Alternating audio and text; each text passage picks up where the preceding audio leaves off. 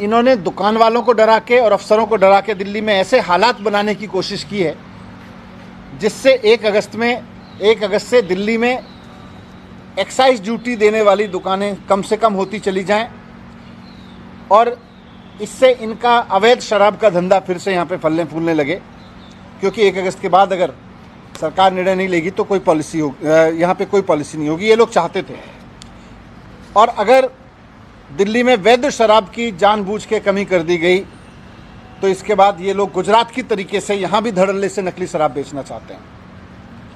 दिल्ली में भी फिर हमें बहुत दुख है, लेकिन दिल्ली में भी अगर ऐसा होता है तो नकली शराब बिकती है तो कोई बड़ी चीज़ नहीं है। जैसे जहाँ जहाँ नकली शराब बिकती है वहाँ फिर जहरीली शराब पी के लोगों की मौत होती है, हुश ट्रेजेडी होती है।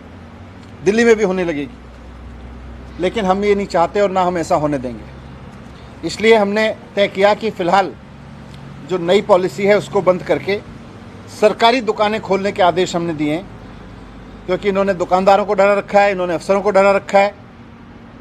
इसलिए नई पॉलिसी बंद करके सरकारी दुकानों के ज़रिए अब लीगल लिकर सेल करने का हमने ऑर्डर दिया है, ताकि दिल्ली में कोई इलीगल शराब ना बेच पाए, ताकि दिल्ली में कोई स्पिरिट शराब ना बेच पाए।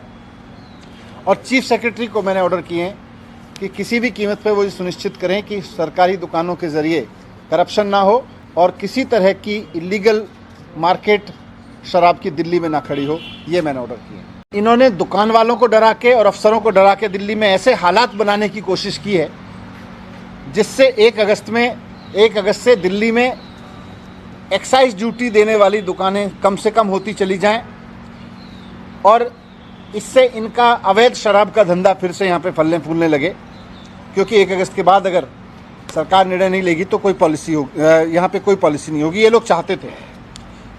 और अगर दिल्ली में वैध शराब की जानबूझ के कमी कर दी गई तो इसके बाद ये लोग गुजरात की तरीके से यहाँ भी धड़ल्ले से नकली शराब बेचना चाहते हैं। दिल्ली में भी फिर हमें बहुत दुख है, लेकिन दिल्ली में भी अगर ऐसा होता है तो नकली शराब बिकती है तो कोई बड़ी चीज़ नहीं है। जैसे जहाँ जहाँ नकली शराब बिकती है वहाँ फिर जहरीली शराब पी के लोगों की मौत होती है, हुश ट्रेजेडी होती है।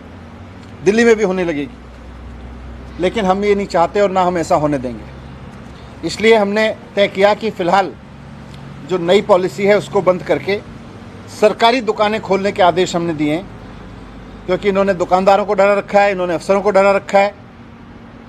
इसलिए नई पॉलिसी बंद करके सरकारी दुकानों के ज़रिए अब लीगल लिकर सेल करने का हमने ऑर्डर दिया है, ताकि दिल्ली में कोई इलीगल शराब ना बेच पाए, ताकि दिल्ली में कोई स्पिरिट शराब ना बेच पाए।